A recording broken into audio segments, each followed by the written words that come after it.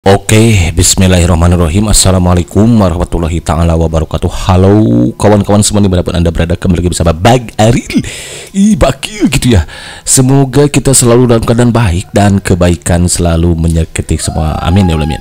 Oke, alhamdulillah kembali lagi bersama untuk berbagi soal disertai pembahasan lengkap untuk kita persiapkan diri menghadapi CPNS 2004. Karena sebagaimana kita ketahui bahwa CPNS 2004 sudah digelar dan hari ini sudah memasuki hari ke-10 kawan-kawan ya, di Jumat 25 Oktober 2004. Dan sebagaimana kita ketahui juga sudah banyak berdar FR yang bermunculan di alam jagat raya ini berkenaan dengan soal TIU, TWK dan juga TKP, tes wawasan tes keberuntungan pribadi gitu kan ya. Di kesempatan kali ini alhamdulillah sudah masuk di part 67. Jadi untuk kawan-kawan yang baru singgah di sini, saya akan cicil lagi video Maki dari part 1 sampai 66-nya. Dimana pada kesempatan kali ini Maki akan coba fokus di soal TWK, tes wawasan kebangsaan gitu. Dan selain Maki sesuaikan dengan FR yang beredar, juga Maki sesuaikan soal-soalnya dengan kisi-kisi Menpan RB nomor 31 tahun 2004. Di kesempatan kali ini Maki akan fokus di integritas dan keteladanan tokoh nasional yang banyak bermunculan di FR yang beredar saat ini gitu kawan-kawan ya. Gitu ya. Oke, sebagaimana kita ketahui di keputusan Menpan RB 321 tahun 2004 ini, bahwa TWK itu tes wawasan kebangsaan nanti akan memunculkan soal-soal mengenai nasionalisme, integritas, bela negara, pilar negara, dan bahasa negara. Jadi dalam kesempatan ini akan coba bahas integritas dari tokoh-tokoh nasional Indonesia ini gitu kan ya. Dan sebagai ketahui, coba kita cek di FR 16 Oktobernya. TWK tidak ada hafalan, katanya peristiwa kemerdekaan, pasca kemerdekaan, kemudian di sini tidak ada ya. Di 17 Oktobernya itu tokoh-tokoh BPKI yang sudah Maki bahas gitu ya. Kemudian sikap dan integritas tokoh BPU PKI ya, artinya ada juga mungkin integritas tokoh-tokoh nasionalnya.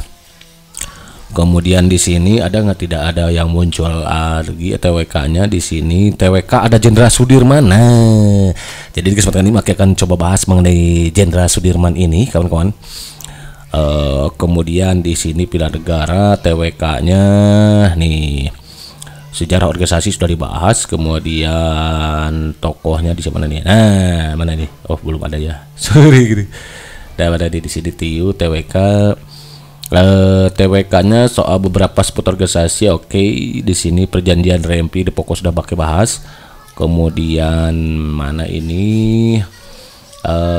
Mana ya, tadi tidak ada di sini ya, tidak disebutkan mana di TWK, bukan ini ya, keberagaman, contoh lain sebagainya.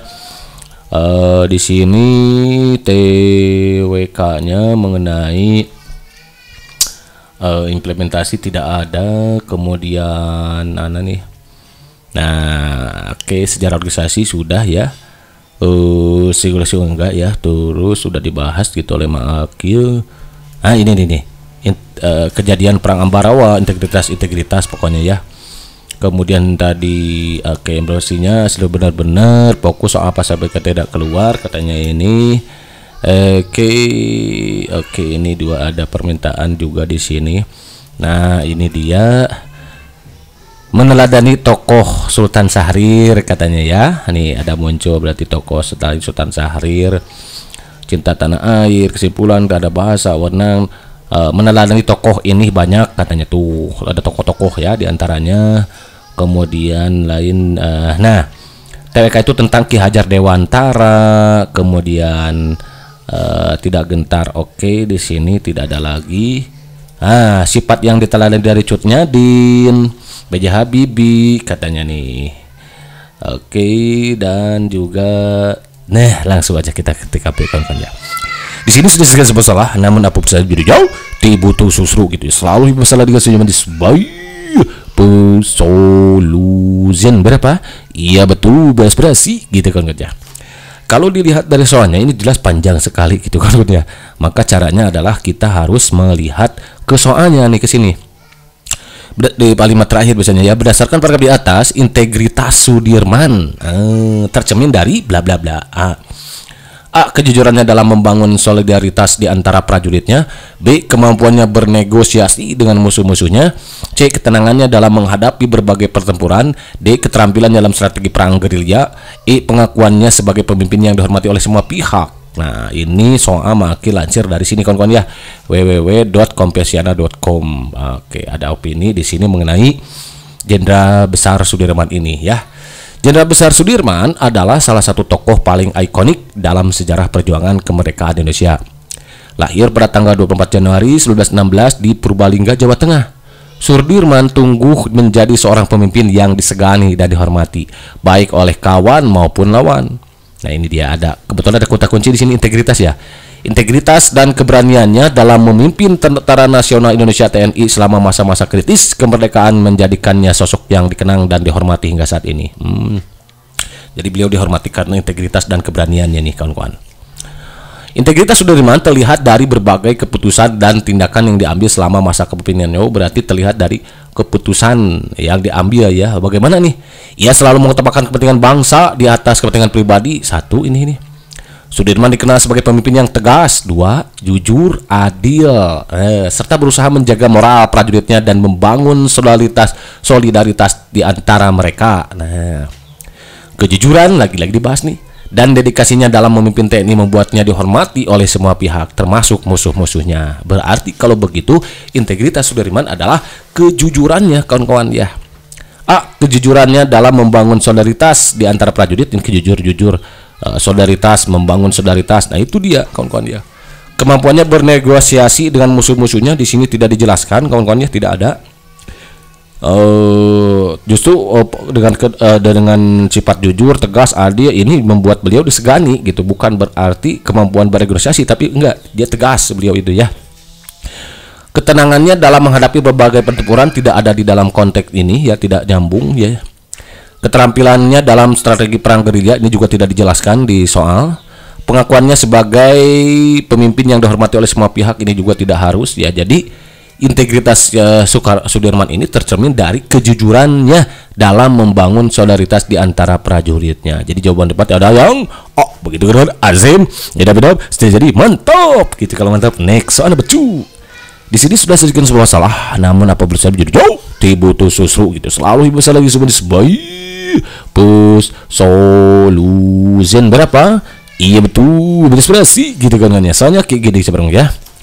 Cut Nyadin dikenal tidak hanya karena kecerdasannya dalam strategi perang, tetapi juga karena kemahirannya dalam bidang agama dan kemampuannya menghafal Al-Quran.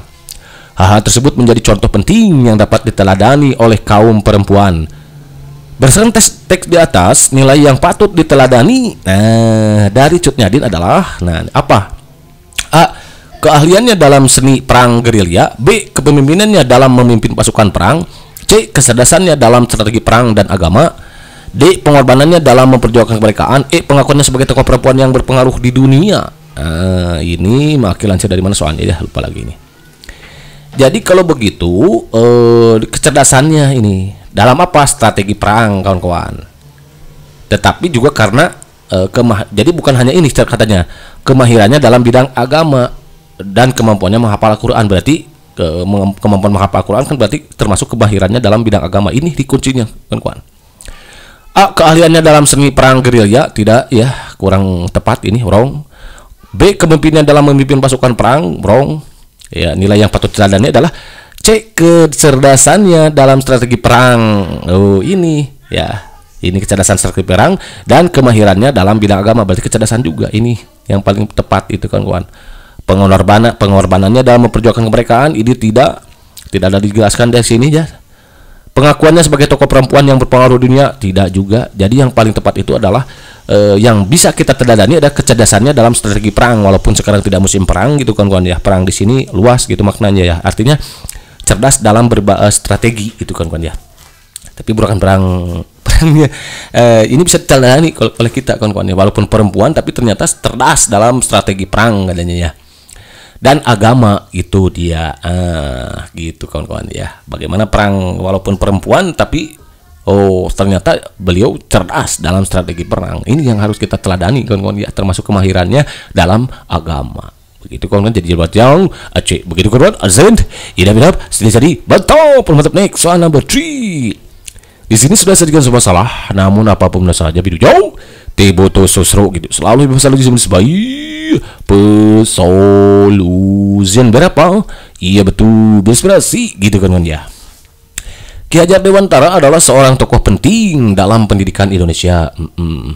Ia dikenal sebagai pendiri taman siswa dan pelopor pendidikan yang inklusif, memperjuangkan hak belajar bagi semua lapisan masyarakat. Selain itu, semboyannya yang terkenal ing ngarso sung tulodo ing madya mangun karso tuturi handayani menjadi dasar filosofi pendidikan di Indonesia. Berdasarkan teks di atas, nilai yang patut diteladani dari Ki Hajar Dewantara adalah A. Kecerdasannya dalam strategi pendidikan. B. Keberaniannya melawan penjajah. C. Semboyannya yang menjadi filosofi pendidikan Indonesia. D. Kepemimpinannya dalam dunia politik. E. Pengakuannya sebagai Bapak Pendidikan Indonesia. Ini tidak sulit untuk kita teladani, kawan-kawan. Tidak semua orang bisa disebut sebagai Bapak Pendidikan, berarti jangan dipilih. Kecerdasannya dalam strategi pendidikan ini tidak dijelaskan di sini ya. Tokoh penting dalam bidang pendidikan, jadi karena pendidikan inklusif, kepeduliannya kalau mau ya, bukan kecerdasannya, wrong ini. Keberaniannya melawan penjajah juga tidak dijelaskan dalam ini, dalam paragraf ini ya. Kepemimpinannya dalam dunia politik juga tidak dijelaskan. Yang ada itu dijelaskan adalah mengenai filosofi pendidikan, semboyannya ya, semboyannya yang menjadi filosofi pendidikan. Jadi yang bisa kita teladani adalah semboyannya ya, yang menjadi filosofi pendidikan apa? Ingarso sung tulodo ing madya mangun karso ing madya mangun karso tuturi handayani. Jadi yang paling tepat itu adalah yang C, kawan-kawan ya. Ini filosofi pendidikan di Indonesia yang menjadikan guru digugu ditiru gitu, kawan-kawan ya. Guru itu adalah keteladanan. Ini yang paling berat saat ini, kawan-kawan ya. Bahwa termasuk pemimpin, kawan-kawan ya. Pemimpin yang berat itu adalah pemimpin yang jadi teladan gitu, kawan. Di samping tegas, jujur, lain sebagainya, juga harus bisa menjadi teladan untuk rakyatnya gitu, kawan-kawan ya. Termasuk Mang Akil gitu, kawan-kawan. Aduh, ngomong apa Mang Akil dah. Jadi jawaban benar adalah C begitu, kawan-kawan. Ngerjain? Itu belum? Sudah mantap, next. Oh, sudah selesai, kawan-kawan. Oke, kawan-kawan, barangkali itu saja dulu yang bisa Maki berikan dalam soal ini mengenai tokoh-tokoh nasional ya, yang bisa kita teladani termasuk integritasnya. Namun sebelum kita akhiri, Maki juga sudah pernah membuat soal mengenai integritas ini, kalau tidak salah 3 tahun atau 4 tahun yang lalu gitu ya. Ini karena materinya masih relevan dan bagus, tidak salahnya untuk kembali Maki sajikan gitu, kawan-kawan, mengenai integritas Soekarno dan lain sebagainya. Baik, tambah lagi, let's check this out. Misalnya kayak gini, kita baca bareng-bareng ya. Pahlawan yang berkontribusi dalam kebangkitan nasional, salah satunya adalah Soekarno. Menyandang predikat sebagai bapak bangsa, beliau memberikan kontribusi penting sebagai proklamator kemerdekaan Indonesia. Selain itu, Soekarno memiliki predikat orator yang andal sehingga membuat semangat persatuan, kesatuan, serta nasionalisme bangkit. Integritas Soekarno terhadap bangsa Indonesia tercermin dalam bla bla bla. A. Karya-karyanya yang diakui oleh tokoh internasional. B. Perannya dalam memproklamasikan kemerdekaan Indonesia. C. Gaya komunikasi Soekarno yang andal dan berapi-api. D. Sebagai arsitek, ia banyak mengerjakan rancangan bangunan. E. Diakuinya Soekarno sebagai tokoh berpengaruh dunia. Berarti kata kuncinya yang ditanyakan adalah integritas ya. Nah, berarti untuk menjawab soal ini kita harus tahu dulu apa sih integritas itu. Nah, menurut Kamus Besar Bahasa Indonesia, integritas adalah mutu atau sifat keadaan yang menunjukkan suatu kesatuan yang utuh sehingga memiliki potensi dan kemampuan yang memancarkan kewibawaan serta kejujuran katanya. Sementara menurut Mulyadi tahun 2002 nih, bahwa integritas adalah suatu elemen karakter yang mendasari timbulnya pengakuan profesional. Integritas merupakan kualitas yang melandasi kepercayaan publik dan merupakan patokan benchmark ya bagi anggota dalam menguji semua keputusan yang diambilnya. Jadi ternyata integritas itu adalah elemen karakter yang mendasari timbulnya pengakuan profesional. Berarti adanya nanti dengan integritas itu membuat adanya pengakuan profesional. Di sini juga sama dikatakan ya bahwa integritas merupakan kualitas yang menjadikan timbulnya kepercayaan masyarakat dan tatanan nilai tertinggi bagi anggota profesi dalam menguji semua keputusannya. Integritas merupakan kepatuhan tanpa kompromi untuk nilai-nilai moral dan menghindari penipuan, kemanfaatan, kepalsuan, atau kedangkalan apapun. Integritas bukan agar karyawan dapat bertindak jujur. Nah, intinya bahwa dengan adanya integritas itu, satu, di samping memancarkan kewibawaan, kejujuran, dia juga akan menimbulkan adanya pengakuan yang profesional dari orang lain. Nah, berarti lihat di sini yang adanya pengakuan mana. Karya-karyanya diakui oleh tokoh ini, tapi ini hanya diakui oleh tokohnya saja ya. Padahal harusnya oleh semua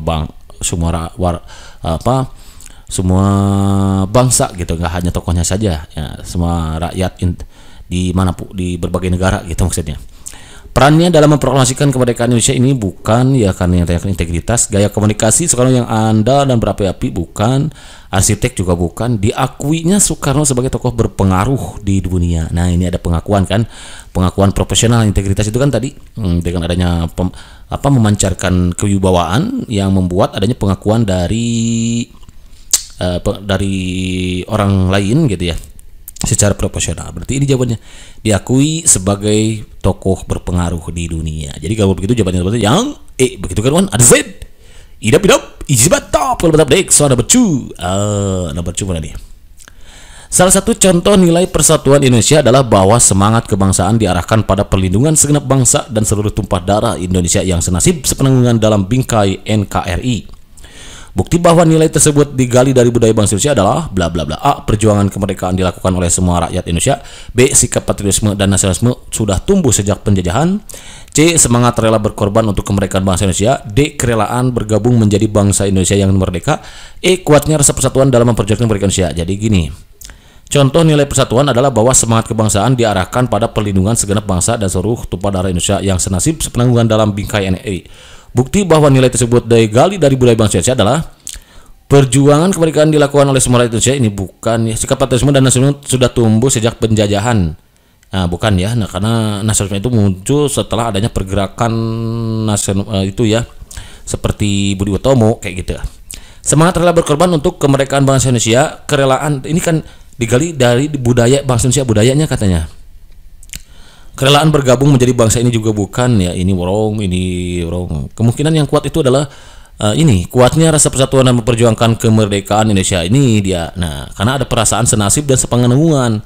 Nah, sehingga membuat kuatnya persatuan dan memperjuangkan kemerdekaan Indonesia. Jadi jawaban yang tepat untuk yang soal nomor ini adalah yang begitu kan, Wan? Rizid.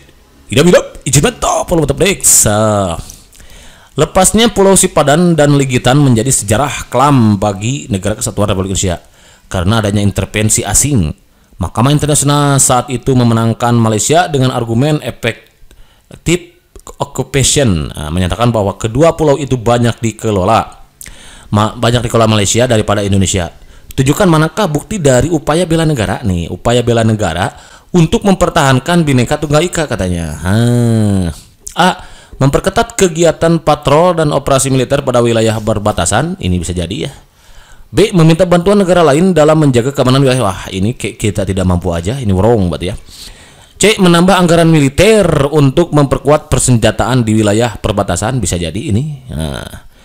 Berhubungan dengan uang berarti ini ya. D. Menunjukkan eksistensi negara dalam melakukan pengelolaan wilayah perbatasan. E. Membuat gentar negara lain dengan melakukan pengelolaan wilayah. Ini nggak boleh.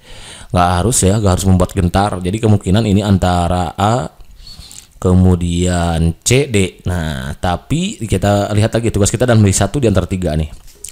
Memperketat kegiatan patrol sama menambah anggaran militer ini kurang sebetulnya ya. Ini bisa memungkinkan, tapi kurang. Yang kemungkinan itu dan menunjukkan eksistensi adanya kita ya dalam melakukan pengelolaan wilayah daerah. Ini bisa jadi ini D yang paling betul. Kenapa? Karena dengan menunjukkan eksistensi, maka beberapa hal akan kita lakukan, termasuk menambah anggaran militer dan juga memperketat kegiatan patrol. Nah, ini jadi yang paling tepat itu eksistensi. Yang lainnya kan dicakup oleh sini gitu ya.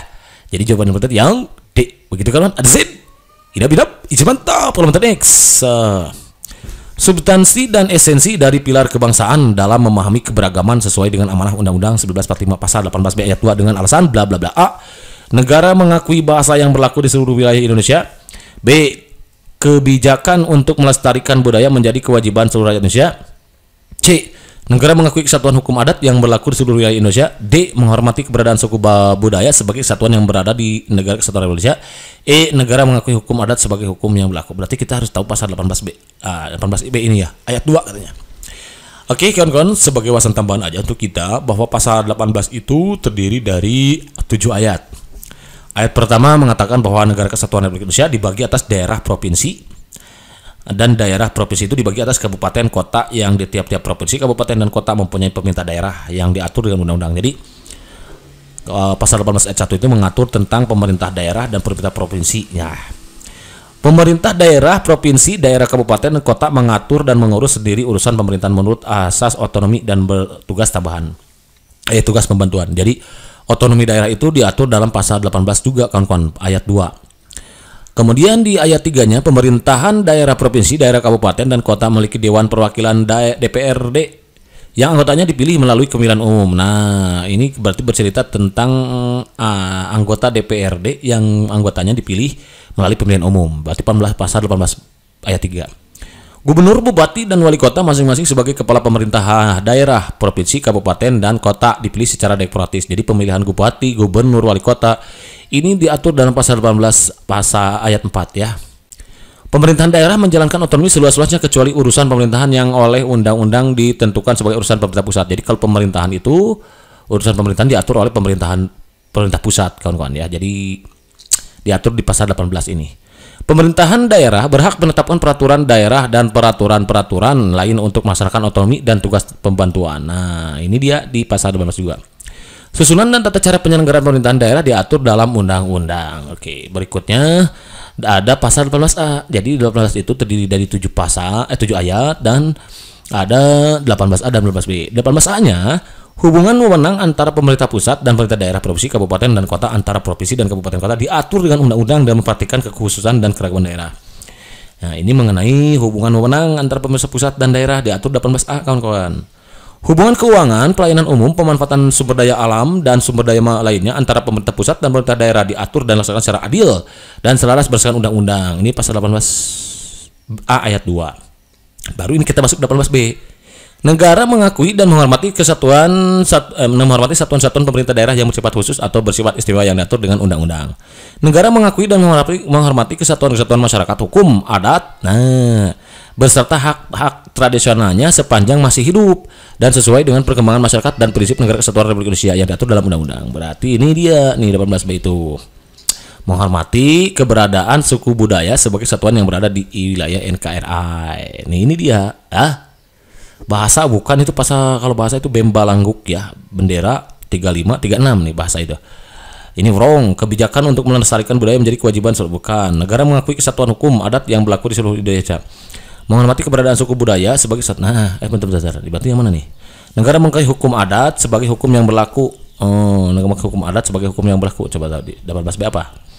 Negara mengakui dan menghormati kesatuan-kesatuan masyarakat, hukum adat beserta hak-hak nasionalnya sepanjang masih hidup dan sesuai dengan menghormati satuan pemerintah daerah yang bersifat khusus. Ini mengakui dan menghormati kesatuan-kesatuan masyarakat, hukum adat, menghormati keberadaan suku budaya. Negara mengakui kesatuan hukum adat yang berlaku di seluruh Indonesia. Negara mengakui hukum adat sebagai hukum yang berlaku. Ini wrong. Antara C dan D. Sorry. Menghormati keberadaan suku budaya ya sebagai kesatuan suku budaya. Ada suku nggak di sini cerita suku? Negara mengakui dan menghormati kesatuan-kesatuan masyarakat, hukum adat beserta hak tradisional sepanjang hidup dan sesuai dengan perkembangan masyarakat dan prinsip yang diatur. Pokoknya mengakui hukum adat gitu ya beserta hak tradisional. Berarti mengakui hukum adat. Negara memiliki mengakui kesatuan hukum adat yang berlaku di seluruh wilayah. Ini C berarti yang paling tepat ya. Sorry C. Menghormati keberadaan suku budaya. Bukan ya, tapi hukum adat. Tentang hukum adat 18B ayat 2 itu. Begitu kan kawan? Arzit. Izin mantap. Jadi jawaban yang tepat untuk soal yang beri adalah yang C. Oke kawan-kawan, itu saja dulu yang bisa diberikan dalam saat ini. Kalau ada kawan-kawan yang memiliki pertanyaan untuk kita diskusikan bersama atau materi yang ingin dibahas di sini, silakan tinggalkan pesan dan kolom komentar. Nanti kalau ada waktu mungkin kan makin coba bahas satu persatu. Dan jangan lupa kawan-kawan, di samping kita memaksimalkan usaha, maksimalkan dengan doa. Apalagi kita hari Jumat ini ya, hari yang sangat mustajab untuk kita memanjatkan doa kehadirat Allah Subhanahu wa taala gitu kan kawan. Karena apa usaha tanpa doa itu sama dengan sombong, pergi berobat tanpa usaha itu sama dengan bohong. Antara usaha dan doa itu kan harus seimbang. Kan judul lagunya juga kata Bung Haji Roma Irama itu adalah perjuangan dan doa gitu kawan-kawan ya. Maksimalkan. Jadi yang punya istri minta doa sama istri, yang punya suami minta doa sama suami, yang punya masih ada ayah ibu, maksimalkan doanya dari ayah dan ibu, juga anak semua. Berbuat baik kepada tetangga, hilangi iri dengki kepada teman, sahabat dan lain sebagainya gitu kan ya. Pokoknya maksimalkan dalam berbuat kebaikan dan maksimalkan juga doanya, terlebih di saat-saat mustajab seperti hari Jumat, sepertiga malam terakhir bangun. Pokoknya ya, sepertiga malam terakhir bangun, minta berdoa sama Allah Subhanahu wa taala biar diberikan kemudahan dalam mengerjakan soal. Dan ketika kawan-kawan tidak tahu jawab asa itu jadi benar, bisa saja kan, karena Allah itu kalau sudah berkehendak kun fayakun, insya Allah kawan-kawan ya. Oke, terima kasih. See you next video. Assalamualaikum warahmatullahi wabarakatuh.